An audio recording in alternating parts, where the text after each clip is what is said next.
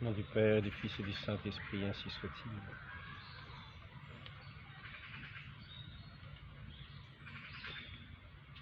Rayon de soleil se lève dans la nuit. Le matin, nous voyons les premiers rayons du soleil qui paraissent, qui viennent éclairer nos regards, qui viennent se poser sur l'horizon pour éclairer nos regards. Par ces rayons de ce soleil, ce jour, dans la nuit, ainsi, pour beaucoup c'était la nuit, pour beaucoup c'était la nuit, et les plus grandes intelligences étaient endormies dans la nuit. Elles étaient comme à tâtons, elles cherchaient comme à tâtons, elles cherchaient la connaissance qui allait combler leur intelligence, chercher la lumière dans la nuit. Chercher la lumière dans la nuit, ce n'est pas l'acte le plus intelligent que nous puissions avoir, mais quand nous ne connaissons que les ténèbres, comment faire autrement? Comment faire autrement? Dieu se révèle. Dieu se révèle. Il se révèle comme il l'entend. Il se révèle aux plus petits. Je te rends grâce, Père, d'avoir caché cela, Père du ciel. Je te rends grâce d'avoir caché cela aux sages, aux savants du siècle, et de l'avoir révélé aux tout petits. Et nous avons vu, nous, se lever ce soleil. Nous avons vu, nous, se lever ce soleil, cette aurore au milieu de cette nuit des esprits, cette nuit du monde, de cette opacité des ténèbres. Nous avons vu se lever ce jour sous le regard illuminé de Sainte Bernadette à Lourdes, dit-elle à un soleil éclairé tous ceux qui la voyaient. Ainsi ce jour où la Sainte Vierge Marie apparut dans ce quotidien de Lourdes, à bord de ce ruisseau, le Gave. Cette très Sainte Vierge Marie, cette Reine du ciel,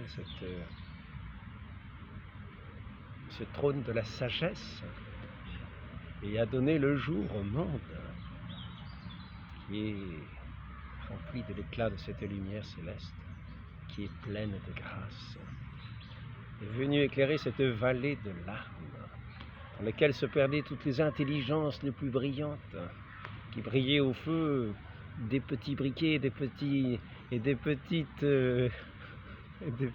loupiottes que ce monde est capable de produire pour illusionner les esprits, amener les aveugles dans un trou toujours plus béant des intelligences qui suivent. L'intelligence, les intelligences et capacités logiques que nous avons ne donneront jamais la lumière. La lumière, nous la recevons, les intelligences en sont éclairées. En sont illuminées. L'intelligence consiste à chercher aussi ce chemin, mais à le reconnaître aussi, à en être éclairé, à s'en nourrir, On nourrit nos intelligences, nos âmes, nos cœurs, à cette douce lumière de la vie. Ainsi, cette douce lumière de la vie est venue à Lourdes. Elle n'est pas restée inactive. Elle était agissante, elle qui est cette lumière de la création, cette sagesse qui était au principe, commencement était cette sagesse éternelle, ce verbe éternel, cette lumière de la lumière qui vient éclairer tout homme venant en ce monde, et ainsi, cette sagesse n'est pas restée immobile, elle était active. Non seulement elle était belle à contempler, elle éblouissait tous les regards de ceux qui étaient ébahis devant cette humble Bernadette, que l'on ne reconnaissait plus tant elle était, tant son visage était éclairé de cette lumière, de cette grâce céleste, quand elle contemplait celle qui était la mère de la vie, celle qui nous a donné celui qui est le jour. Il est apparu dans cette petite grotte de Lourdes, dans ce lieu inconnu en France, dans ce lieu perdu. Et toutes les intelligences qui étaient éblouies par cette lumière, ont voulu déjouer ce qu'ils pensaient être une illusion, voire un mensonge. Ils ont résisté avec opiniâtreté autant qu'ils ont pu pour rester dans leur carapace enfermés, dans leur propre intelligence, sans pouvoir dépasser cette intelligence qui est bien sûr un orgueil qui ne veut être dépassé par rien, surtout pas par la lumière véritable. Les philosophies des Lumières sont incapables de la lumière véritable. Cependant que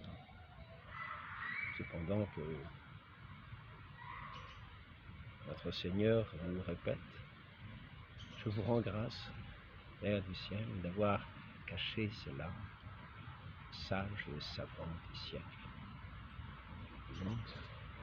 et de l'avoir révélé aux tout petits, aux tout petits. Et ces tout petits sont établis dans cette lumière, toute leur joie, toute leur force, qui est leur paix.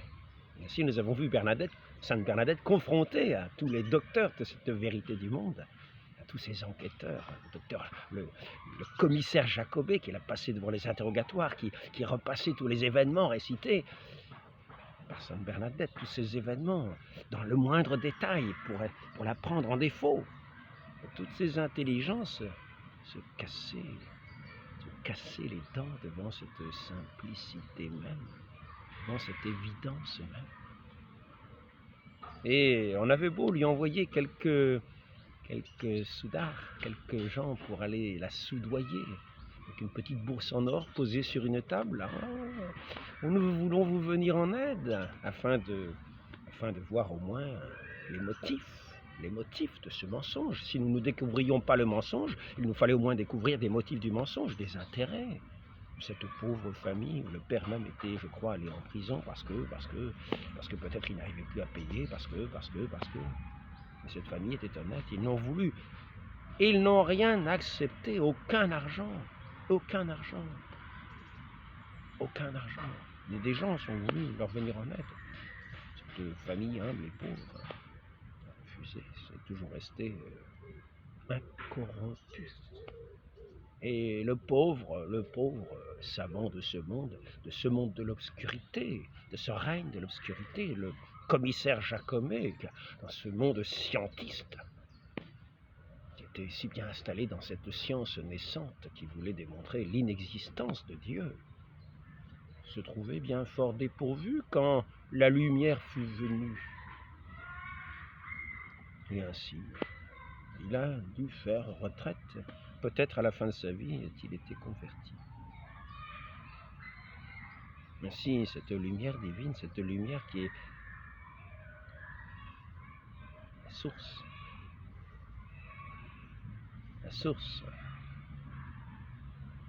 et aussi la force créatrice, et aussi cette lumière de toute la création qui vient, cette lumière créatrice, cette pensée créatrice, cet esprit créateur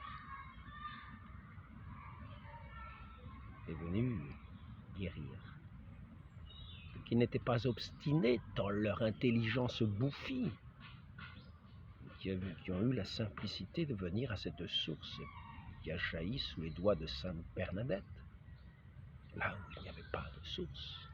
Elle a gratté la terre sèche à la demande de la très sainte Vierge, et l'eau a commencé à jaillir. L'eau a commencé à jaillir comme cette source de la guérison des corps et des âmes. Cette source matérielle qui signifiait cette force immatérielle de Dieu agissant dans ce monde, étant la lumière de ceux qui veulent bien s'ouvrir, ouvrir leur intelligence. Cette lumière véritable à la vérité même. Et ainsi les pauvres, les petits, les humbles, ceux qui n'étaient pas enfermés dans leur dans leur science, dans leurs connaissances, qui ont bien voulu accepter cette lumière du jour, de cette intelligence, de cet esprit divin, de ce Dieu maître de toutes choses, sont venus humblement se laver à la source et ont obtenu toutes les guérisons. À quoi avons-nous reconnu l'œuvre de Dieu? Devons-nous en attendre un autre? Où es-tu celui qui doit venir? La réponse, c'est la question posée à toute intelligence. Devons-nous en attendre un autre? Est-ce là l'aboutissement? Es-tu l'aboutissement de nos recherches? Es-tu celui qui doit venir, qui va être toute notre vie, toute notre grâce, toute notre plénitude de grâce et de bonheur, qui va combler nos intelligences, mais non pas pour les rendre bouffies, non, simplement pour contenter la raison, et la rendre sage, simplement, mais agissante dans un bon sens. Voilà l'intelligence. Il ne s'agit pas de faire des raisonnements vains, d'être capable de manipuler, non, simplement l'intelligence qui agit dans le bon sens. Comme un oiseau qui vole, il va se poser sur sa branche. Pas plus compliqué. Ainsi, cette intelligence est comme cet oiseau qui, tout à fait naturellement, agit dans ce monde. Comme un oiseau va se poser sur une branche. Ainsi nous avons vu à l'œuvre cette lumière du monde, celui que tout homme est appelé à venir contempler, à le connaître, pour l'aimer, pour devenir non pas des fils des ténèbres, mais des fils de la lumière, être plein de ses enseignements, de celui qui est la bouche même de Dieu, le Verbe éternel. Le Verbe éternel. La très sainte Vierge Marie, quand elle est apparue, ce soleil dans notre nuit, est venu éclairer d'une façon radieuse le visage de Sainte Bernadette, à ce point qu'on ne la reconnaissait plus. Sa mère disait, mais Bernadette n'est plus Bernadette.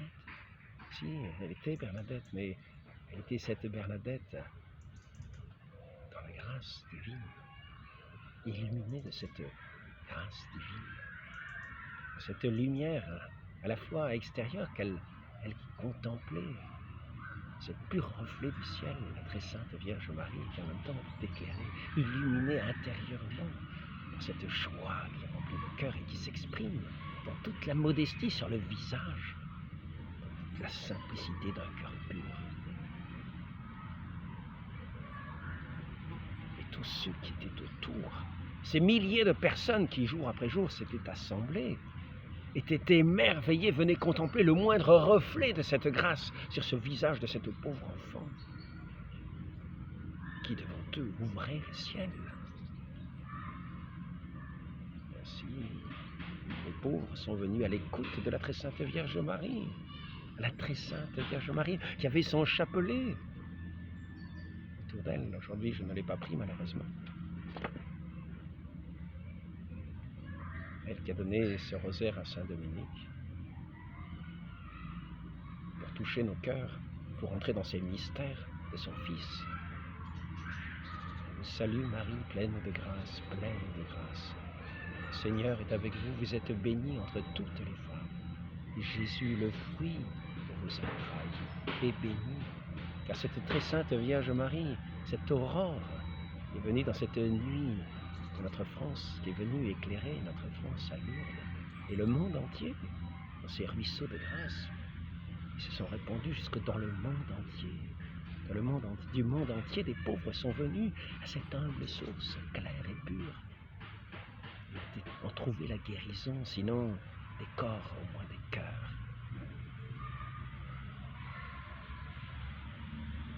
Et par ces mystères du rosaire, la très sainte Vierge Marie nous invite à contempler son Fils, car ces œuvres merveilleuses de son Fils se sont prolongées dans notre humanité, comme il le disait. Vous ferez des œuvres plus grandes encore, des œuvres plus grandes encore, car je m'en vais. Ainsi, ces œuvres de cette grâce, de ce royaume de Dieu, de ce Dieu à l'œuvre, celui qui est le Créateur, qui cherche ici-bas ses enfants pour les combler de sa grâce, pour leur donner cette vie dont il abonde. Il est la vie en abondance. Il est venu donner la vie en abondance.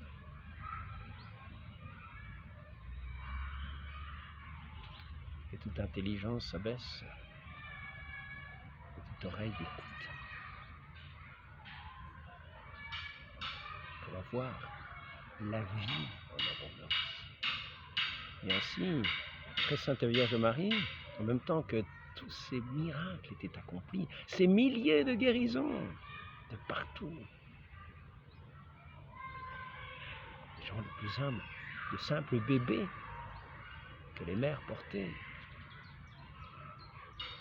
quasiment de nouveau-nés, d'aveugles, de sourds, de boiteux, quasiment de personnes recouvrées déjà du drap de la mort, et qui ont été guéris, non pas là, je parle de quelqu'un qui a été guéri après un accident de train, après plusieurs années, puis qui était justement mourant, qu'on recouvrait du drap. Au moment du passage, là, il n'a pas été guéri. Cette source jaillissait les doigts de Sainte Bernadette, mais au passage du Saint-Sacrement, au moment où le prêtre passait à la procession des malades avec le Saint-Sacrement, alors qu'on était en train de recouvrir pour ne pas effrayer les gens, les personnes pensaient être mortes, ainsi que cette personne soudain s'est levée, juste quand le Saint-Sacrement passait devant. Il s'est relevé comme un mort qui s'est relevé de son tombeau. Ainsi, nous avons vu à Lourdes les œuvres les plus merveilleuses, les plus merveilleuses. C'est ainsi que non seulement nous avons vu cette lumière se lever comme une aurore, et qui a fait, sur lequel voulaient résister les esprits de ce monde, et qui finalement, les uns après les autres, capitulaient. Le docteur Ozu, qui était là, à regarder combien de temps la bougie allait brûler sous la main de Sainte Bernadette, alors qu'elle était en train de voir la Vierge Marie, et que cette bougie ne consumait pas ses doigts, que ses doigts n'étaient même pas noircis. Il était là, regardez, 10 minutes.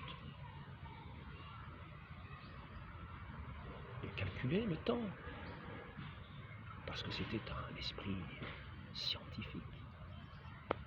Ces œuvres de grâce qui défient toutes les lois de la physique, parce que notre Dieu est le Dieu créateur. Il n'est pas enfermé dans sa création. Il règne. Il règne. Il veut régner dans nos cœurs par l'amour. Et il la punit. Il punit, c'est-à-dire il châtie pour nous corriger. Afin de ne pas nous laisser égarer. C'est ainsi qu'il corrige ses enfants. Est-il dit, c'est ainsi qu'il corrige ses enfants en bon père. Car s'il nous laissait tranquillement dans notre sommeil, ce serait pour notre perte éternelle. Car notre vie consiste dans cette connaissance de notre Dieu, dans cette acceptation de notre Dieu, dans cet amour de notre Dieu que nous avons accepté de reconnaître, de connaître, que nous avons laissé venir.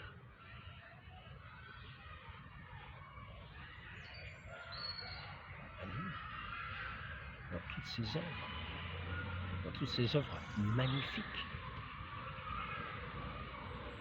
Il n'y a nul autre chemin de connaissance que celle de ce Père éternel.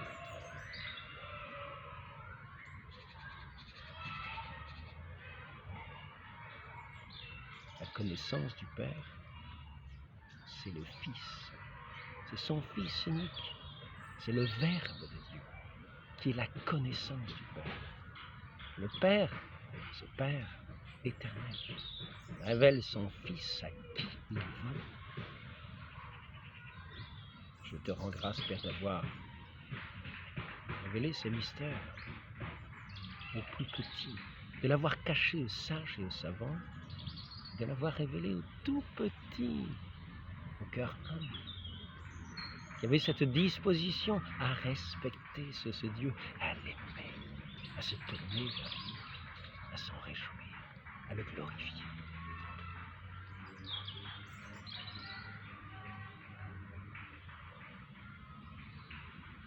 Il n'y a pas d'autre chemin de connaissance. Nul ne va au Père que par le Fils, qui est la connaissance du Père, le Verbe éternel. Le Père se connaît d'un seul acte, et cet acte, c'est le Fils unique, car il est le Dieu tout-puissant, et rien n'est caché à ses yeux. Il connaît toutes choses d'un seul acte de connaissance. Et cet acte de connaissance, cet unique acte de connaissance, c'est son Fils, engendré de toute éternité. Le Père se connaît lui-même.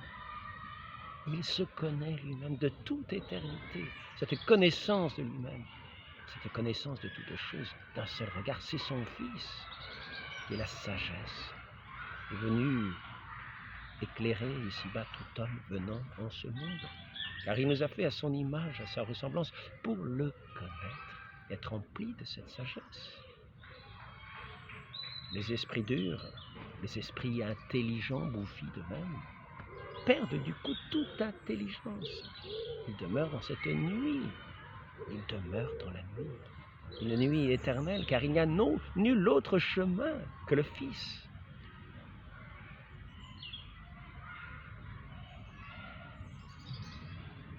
Pour accéder au Père, pour connaître le Père, qui est la vie même. Et même que le Père est la vie, le Fils est la vie. Le Père et le Fils sont un. Le Saint-Esprit. Saint-Esprit, cet esprit d'amour, vient répandre en nos cœurs, c'est cet esprit de vérité aussi. Dont notre Dieu veut nous combler. De sources jaillissantes en nous. Non pas simplement sur une terre qu'on va gratter. Sainte Bernadette est venue faire jaillir la demande de la Vierge Marie. Et elle, dans l'obéissance, a fait, par cette obéissance, jaillir sur cette source qui a été un bienfait pour les multitudes. Non seulement ceux qui étaient guéris, mais leur famille, qui voyaient revenir dans leur maison leurs parents, eux qui étaient sur un grabat, eux qui partaient sur un grabat, eux qui partaient dans des infirmités épouvantables, qui revenaient le pas léger. Quelle merveille! Ainsi,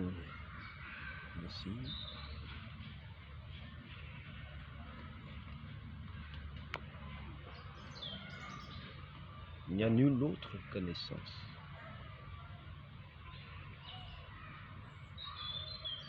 Notre Dieu se révèle. Et cette lumière la plus vive, la plus intense, car il est lui-même cette lumière et il n'y en a pas d'autre. Lui seul se révèle, lui seul révèle le Fils. Et le Père et le Fils révèlent le Père. C'est ainsi que notre Seigneur nous dit son évangile. Et les boiteux marchent, les sourds entendent, les morts ressuscitent à la vie véritable. Les pauvres est annoncé la bonne nouvelle. Tant pis pour les autres, tant pis pour ceux qui veulent rester sourds, qui veulent rester dans leur ombre, leur vie durant. S'imaginent, dans leur grande intelligence, que d'un trou noir, soudain, a jailli un éléphant, que d'un trou noir, soudain, a jailli un arbre, que d'un trou noir, soudain, a jailli le pauvre frère Alain. Et ils trouvent ça intelligent de penser des choses de ce genre. Ils trouvent ces raisonnements intelligents. d'un Big Bang originel, d'un trou noir a surgi. Une girafe, une voiture, une tablette Internet. Oh, c'est extraordinaire. D'un trou noir a jailli l'intelligence, la lumière. Oh, c'est extraordinaire. Nous avons des esprits très brillants, très intelligents. C'est la logique même. Prenez un trou noir et vous faites hop, un éléphant. Mais par contre, on trouvera tout à fait irraisonnable que Dieu incarné, celui qui s'est fait homme, le Verbe éternel, qui a souffert la passion, ait pu ressusciter ça. Ah non, oh non, ça c'est pas raisonnable. Mais par contre, d'un trou noir, un éléphant. D'un trou noir, un ver de terre. Après que tout a été porté à des centaines, à des milliers de degrés où il n'y a pas la moindre parcelle de vie, bien sûr. Et que tout ce magma fondu, fait toute cette création extraordinaire que nous voyons. Nous voyons que les intelligences qui pensent cela, qui pensent être très éclairées, ont quelques pas à faire pour y voir mieux encore. La lumière éclaire toutes choses et il nous est bien d'en être, il nous est heureux d'être éclairés de cette lumière véritable, de celui qui est la lumière, la source de toute lumière, en qui nous avons la connaissance véritable. Demandons cette grâce, cette connaissance qui est son Fils, unique. Voilà. Demandons à celle qui l'a mis au jour, à celle qui est pleine de grâce, cette humble servante du Seigneur, de nous donner toujours son Fils, de nous d'être ces pauvres, ces humbles, ces petits, qui nous réjouissons de cette bonne nouvelle de notre Dieu. Marie, conçue sans péché,